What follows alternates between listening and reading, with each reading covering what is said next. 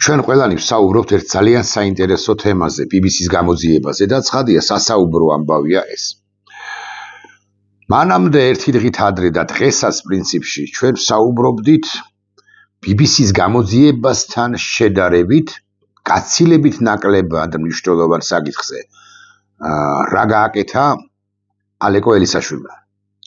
ამ უკანასკნელ თემასთან დაკავშირებით ისეთი სიგიჟეები, სისულელებიც არა, ისეთი სიგიჟეები მოვისმინე, რომ გულახდილად გეტყვით ერთი ხანობა მინდოდა ამეღო 10, 15, 20 სიგიჟე და თითოეული მათგანი გამებათილებინა, გამეცამტვერებინა, მაგრამ მე გადავიფიქრე. და კარგი თქვენი, მართებულადაც მოვიქეცი რომ გადავიფიქრე, დღეს იცით თქვენ რომ ალეკო ელისაშვილმა პრინციპში აღიარა ის რაშიც მას სამწუხაროდ ედება ბრალი. სამწუხაროდ მეთქი ხაზგასმით ვამბობ, ადამიანურად რასაკვირველია უნდა ვუთანაგრძნოთ ალეკო ელისაშვილს. ამ თემაზე არ გავხურდები თქვენის ნებართვით. მე ალბათ მაინც ჩავწერ ვიდეო ბლოგს ალეკო ელისაშვილის ამ ქმედებაზე და მომიწევს იმ ბლოგში 2, 3, 4 სიტყვის თქმა თემაზე, როგორი შეთქმულებითი, თუ სწორი სიტყვა ისიც არ ვიცი, თეორიები დავახვედრეთ ამ ამბავს. ახლა გაცილებით მნიშვნელოვან ამბავზე უნდა გესაუბროთ, მოკლედ და ამაზე ამ მნიშვნელოვან ამბავზე უნდა გავაბახვილო ყურადღება. როდესაც რუსულ წყაროებს ჩახედავ და ჰკითხავ, ასე მაგალითად Google-ს, როდის მიემგზავრება პრეზიდენტი პუტინი ინდოეთში, რუსული წყაროები, ასე მაგალითად RBK, და არ უნდა ამას RBK პრინციპში კრემლიც ადასტურებს ამას, მოსკოვი ადასტურებს, რომ ესე იგი პრემიერ მოდის, ინდოეთის პრემიერ მოდის მიწვევით პუტინი ინდოეთს ესტუმრება 4-5 დეკემბერს. ანუ დღეს 1 დეკემბერია, 2 დღეში არა, 3-ში არა, 4-ში და 5-ში.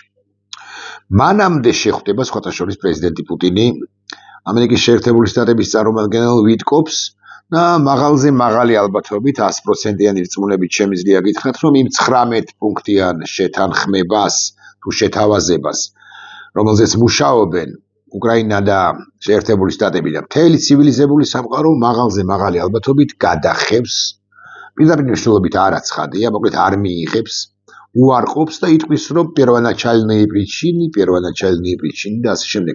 აქვს პუტინს მისეული გაგებით ეგრეთ წოდებული ლოგიკური მიზეზები, საიმისოდ რომ უარყოს ეს 19 პუნქტიანი შეთანხმება, შეთავაზება, რამდენადაც რუსეთისთვის მიუღებელია ეს ყველაფერი, რუსეთს სურს რომ მაქსიმალურად დიდი და დიდი ტერიტორია დაიპყროს უკრაინის. მაგრამ ახლა ამაზე არ ვამახვილებთ ახლა ჩვენ ყურადღებას. ეს კიდე ცალკე ვიდეო ბლოგის, აი ალეკო ელისაშვილზე ხო ჩავწერთ ვიდეო ბლოგს და კიდე ცალკე ვიდეო ბლოგის თემა. რუსეთ-უკრაინის ურთიერთობები, შეერთებულ შტატებსა და უკრაინას შორის მიმდინარე პროცესი, შეთანხმების პროცესი, შეთანხმება იქნება თუ არ იქნება მიღწეული არ ვიცით, მაგრამ მაღალი ალბათობით რუსეთი არ მოაწერს ხელს არც ერთ იმ შეთავაზებას, რომელსაც მას გაუკეთებენ. მაგრამ მე კვლავ ვიმეორებ, უბრუნდები თემას, როდის მიემგზავრება პუტინი ინდოეთში და როდის შეხვდება ის პრემიერ მოდის. აკი გითხარით 4-ში, 5-ში. 4-5 დეკემბერს.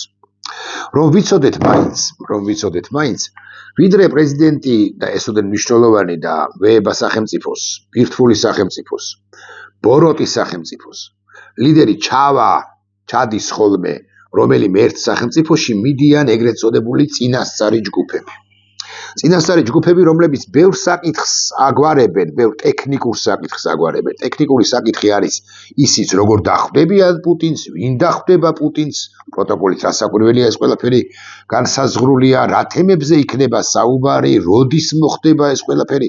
წვრილმანი საკითხიდან რომელ ჭიქას დაუდგამენ მას საუზმისას ამ საკითხიდან დაწყებული იმ საკითხით დამთავრებული რითი იქნება შემოსილი რითი უნდა იყოს შემოსილი როგორ უნდა იყოს შემოსილი პუტინი ამაზეც კი ლაპარაკობენ და ესენი არ არიან მეორე და მესამე ხარისხოვანი პირები უბრალოდ მესამე ხარისხოვანი პირები ესენი არიან მეორე ხარისხოვანი მაგრამ მნიშვნელოვანი პერსონები FSB-დან კრემლიდან საგარეო უწყებიდან თეთრი სახანო პრემიერის ადმინისტრაციიდან პროტოკოლის ჯგუფი საგარეო საქმეთა სამინისტრო ისედაც გითხარით თავდაცვის უწყების წარმომადგენლებით შესაძლოა და ასე შემდეგ ათეულობით პირი მიემგზავრება მათ შორის მაღალი თანამდებობის პირების უშიშროების საბჭოდან ანუ იმ უწყებიდან რომლის ერთ-ერთი თავკაციც არის ყოფილი პრეზიდენტი მედვედევი საინტერესო საუბარი ექნებათ მხარეებს ბევრ ეკონომიკურ საკითხზე, ინდოეთსა და რუსეთს შორის ურთიერთობაზე, ამ გლობალურ ტურბულენციაში, მათ თანამშრომლობაზე და ასე შემდეგ. ეს ამბავი ხო კარგად გავიგეთ და კარგად ავხსენეთ. ახლა ცოტა ხნის წინ მე ვსკროლავდი კვლავ ეს სიტყვა უნდა მოკლედ ინფორმაციებს ვეძიებდი რა ხდება ჩვენთან ვინ რას ამბობს, ვინ რას აკეთებს. ცხადია, ასე მაგალითად კახი კალაძემ BBC-სთან დაკავშირებით გააკეთა ამგვარი განცხადება, რომ BBC-ს მიერ გავრცელებული ინფორმაცია ჩვეულებრივი სისულელეაო. ცოტა ხნის წინ BBC-ს ენდობოდნენ, როცა მათთვის სასარგებლო ინფორმაცია ანალიზს აქვეყნებდა ბრიტანეთის საზოგადოებრივი მაუწყებელი და ახლა სისულელეაო. რამე სიბინძურე თუ შეიძლება მოიფიქრონ ეს მოიფიქრის რომ ყველაფერს გადრულობენ. აი ამ ინფორმაციის ქვემოთ შემდეგი ინფორმაცია გაჩნდა, რამაც შემაეჭვა დამაფიქრა და გადამაწყვეტინა ვიდეო ბლოგის ჩაწერა. ვკითხულობ. საქართველოს პარლამენტის თავმჯდომარე შალვა პაპუაშვილი სამუშაო ვიზიტით ინდოეთში გაემგზავრა. დღეს პირველი რიცხვი არ დაგავიწყდეთ. ინფორმაციას საქართველოს პარლამენტი ავრცელებს, მათი ცნობით პაპუაშვილი ნინველიში ინდოეთის პარლამენტის ქვედა და ზედა პალატის თავმჯდომარეებს, ასევე აღმასრულებელი, ანუ მოდის ხელისუფლების, პრემიერ მოდის ხელისუფლების წარმომადგენლებს თანამდებობის პირებს შეხვდება. მე დავინტერესდი ოფიციალური ვიზიტი რამდენი ხანი გაგრძელდება პარლამენტის თავმჯდომარეს წოდებული ბანდიტი შალვა პაპუაშვილისა ინდოეთში ნიუ-დელიში და აღმოვაჩინე რომ ბატონი პაპუაშვილი ჩვენთან საქართველოში ბრუნდება ჩემს ხელთარსებული ინფორმაციით 5 რიცხვში ანუ ვიზიტი თუ დღეს დაიწყო დღეს გაემგზავრა და მაღალი ალბათობით დაიწყება 2 რიცხვში ანუ ხვალ ვიზიტი გრძელდება ესე 4 სამუშაო დღის განმავლობაში მოკლედ მომავალი კვირის დასაწყისამდე პაპუაშვილი არ გამოჩნდება თუ გამოჩნდება ნიუ-დელიდან და პარასკევის ჩათვლით შაბათამდეც შესაძლოა პაპუაშვილი იქნება სწორედაც რომ ინდოეთის დედაქალაქში და აქ გამახსენდა კი არა აქ ასე გავაანალიზე ხომ არ მიდის შალვა პაპუაშვილი მათ შორის იმიტომ ინდოეთში რომ შეხვდეს კრემლის ცალკეულ მაღალჩინოსნებს მედიისაგან დაფარულად. მიემგზავრებიან თუ არა მასთან ერთად სახელისუფლო ცხადია აბაგრედებულ მედიას ვინ დაპატიჟებს, სახელისუფლო მედიის წარმომადგენლები და რომც მიემგზავრებოდნენ, ანუ რომ ნახოთ ჩართული უფრო ზუსტი რომ იყო გამორთული კამერები. გარკვეულ შემთხვევებში სახელისუფლო მედიისა არ უნდა გავიკვიროთ, ისინი იქნებიან ამ ოფიციალურ შეხვედრებზე თუ იქნებიან, ხარჯებს ფარავს მათივე ხარჯებს დაფარავს ალბათ ტელეკომპანია იმედი, პოსტ TV, შესაძლოა მთავრობის ადმინისტრაცია შეეხიდოს ამ ყველაფერს საზოგადოებრივი მაუწყებელის თუ იქნება რუსთავი 2-იც იქნება მაღალი ალბათობით და ასე შემდეგ, ან მთავრობა დაფარავს რა მნიშვნელობა აქვს, ან პარტია დაფარავს მეთქი თუ გდებოთ ასე ვიტყვი, მაგრამ ისინი ცხადია ოპერატორები გამორთავენ კამერებს და ვერც გაიგებენ იმასთან დაკავშირებით, კამერების გამორთვა არც დასჭირდებათ, მათგან მალულადაც კი, როგორც შეხვდება მაღალი ალბათობით, უახლოეს დღეებში პარლამენტის თავმჯდომარეს წოდებული შალვა პაპუაშვილი იმ წინასწარ ჯგუფებს, რომლებიც მოსკოვიდან ნიუ-დელიში ასევე უკვე გაემგზავრნენ და ისინი ფორმალისტური თვალსაზრისით ამზადებენ შეხვედრას პრეზიდენტ პუტინისა პრემიერ მოდისთან. სხვა მტკიცება ბულება იმის თაობაზე, რომ ეს შეხვედრები პაპუაშვილსა და რუსეთის ცალკეულ მაღალ თუ ცალკეულ დაბალ ჩინოსნებს შორის შედგება სიმართლე გითხრათ არა მაქვს, მაგრამ მაქვს ინფორმაცია იმის თაობაზე, რომ საქართველოს ხელისუფლების წარმომადგენლებს, დე-ფაქტო ხელისუფლების წარმომადგენლებს მოსკოვიდან ეუბნებოდნენ და ეუბნებიან კარგა ხანია, რომ რუსულად ეს ამას ქვია ვაოჩიუ, ხოლო ქართულად ქვია პირისპირ შეხვედრას ვერ ჩაანაცვლებს ვერც ერთ შემთხვევაში მიმოწერა, წერილების გაცვლა, კავშირი კომუნიკაცია, ასე მაგალითად WhatsApp-ის თუ უფრო დახურული ხაზის საშუალებით, გარკვეული ინსტრუქციების მიღება, პაპუაშვილის და სხვათა გამოგზავნა იქიდან და ამათგან მიღება, ამათ მიერ მიღება ამ ინსტრუქციებისა და ასე შემდეგ. პირისპირ უშუალო კომუნიკაციას არაფერი სჯობს.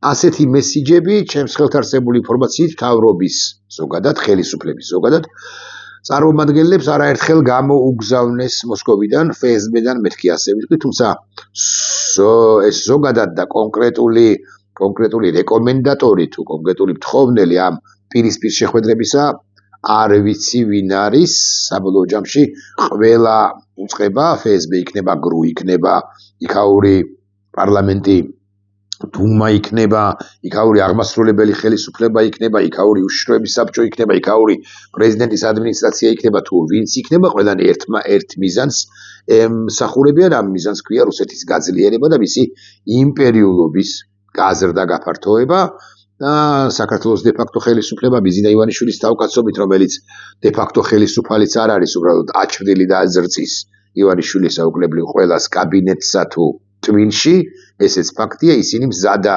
არიან, ან პრინციპში ყაბულ იყვნენ და არიან და თუ პაპუაშვილის შეხვდება მედიისაგან მალულად ნიუ-დელიში რუსეთის წარმომადგენლებს, ეს პრინციპში მადასტურებელი იქნება იმისა, რომ ესენი თანახმანი იყვნენ. უბრალოდ ჩვენ ამას ვერ გავიგებთ, აქედან გამომდინარე თუ ნებას მომცემთ, ვარაუდის დონეზე გამოთქვა. ოღონდ ამ ვარაუდს მიმტკიცებს ის, რომ პაპუაშვილისა და პუტინის ინდოეთში სტუმრობის პერიოდი ერთმანეთს დაემთხვა და თუ მთლად არ დაემთხვა, იმიტომ რომ პრეზიდენტი პუტინი იცით თქვენ რომ გითხარით რომ მიემგზავრება 4-ში და 5-ში იქნება, 4-სა და 5-ში იქნება ნიუ-დელიში, პაპუაშვილი თუ მანამდე დაბრუნდება საქართველოს დედაქალაქში, ის აუცილებლად შეხვედრებს გამართა მანამდე ნიუ-დელიში ჩასულ რუსეთის FSB-ს საგარეო უწყების თუ რუსეთის პარლამენტის იმ წარმომადგენლებთან, თუ უშიშროების საბჭოს იმ წარმომადგენლებთან, რომლებიც წინასწარ ჯგუფში არიან და უკვე ჩასულები არიან ინდოეთის დედაქალაქში.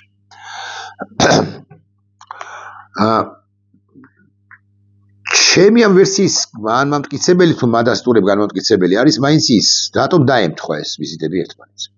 საქართველოს პარლამენტის რომელიმე წევრი კომენტარს რო იძლეოდეს, ადეკვატურები რომ იყვნენ, ისინი გვეტყოდნენ პასუხად, რომ რა ხანია დაგეგმილია შალვა პაპუაშვილის ვიზიტი, ხოლო პუტინის შეხვედრა პრემიერ მოდისთან ახლა ცოტა ხნის წინ გადაწყდა, რაც არსებით იტყუილია. შალვა პაპუაშვილის ვიზიტი ჩემს ხელთ არსებული ინფორმაციით საგარეო უწყებამ დაგეგმა არასრული 3 კვირის წინ, 2 კვირის წინ, ხოლო პუტინისა და მოდის შეხვედრის თაობაზე და დეკემბრის დასაწყისში შეხვედრის თაობაზე ეგრა მაგის პასუხია და საუბარია დაახლოებით თვენახევარია და მხარეები დიდი ხანია თვენახევარია, თვე და 1 კვირა ამზადებენ ამ შეხვედრას, აი პუტინის შეხვედრები მაგალითად აპრილში სად უნდა იყოს, პირობითად ლაპარაკობ მომავალი წლისა.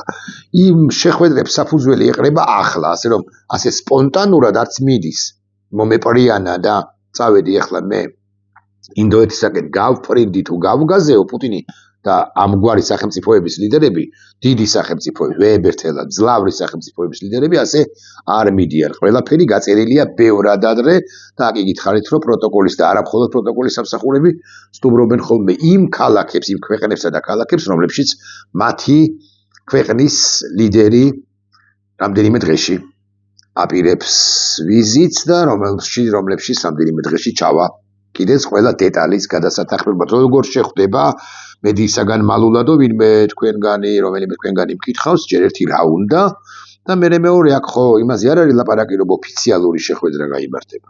აქ ხო არ არის ლაპარაკი იმაზე, რომ რაღაც ეს შეხვედრა იქნება საგანგებოდ ორგანიზებული, არა რასაკვირველი, აქ არის ლაპარაკი ეგრეთ წოდებულ სახელდახელო კულისებში შეხვედრაზე, უხეშად რომ ვილაპარაკოთ, საუზმეზე გადაძახილზე, საუზმე სჭირდება პაპუაშვილსაც და რომელიმე იმ კგბ-შნიკსაც, რომელიც მოსკოვიდან არის უკვე იმყოფება დელიში, მე არ მაქვს ინფორმაცია გულახდილად გეტყვით. ერთი და იგივე სასტუმროში იქნებიან თუ არა რუსეთის დელეგაციის პუტინი რომ სასტუმროში არ იქნება გასაგებია. რუსეთის დელეგაციის წარმომადგენლები გარკვეული და პაპუაშვილი იქნებიან თუ არა მაქვს ინფორმაცია გულახდილად გეტყვით, თუმცა საბოლოო ჯამში მაგის მოძიებაც უკვე ვიზიტის დასრულების შემდეგ ალბათ მაინც შეიძლება რომელ სასტუმროში იმყოფებოდა იქნება პაპუაშვილი, რომელიც გაემგზავრა და რომელ სასტუმროში იქნებიან არა მესამე, მაგრამ მეორე ხარისხოვანი, მეორე რანგის, მაგრამ მნიშვნელოვანი პირები, სტუმრები ინდოეთისა, მოსკოვიდან. მას რაზე უნდა ილაპარაკონ? უამრავი სალაპარაკოა მოსკოვსა და თბილისის შორის. ინფორმაციაა გასაცვლელი, გეგმებია დასასახი. მე მაინც მგონია რომ შესაძლოა ილაპარაკონ ისეთ საკითხებზე, როგორიც არის Deep State-ის ბრძოლა საქართველოს წინააღმდეგ და საქართველოს, ეგრეთ წოდებული Deep State-ის და საქართველოს მაქსიმალურად დაახლოება ეკონომიკური თვალსაზრისით პირველ ყოვლისა რუსეთთან, სავაჭრო ურთიერთობების გაღრმავება და რუსეთის მთავარი მოთხოვნა მაქსიმალურად ამოიძირკოს საქართველოსთან დასავლეთი.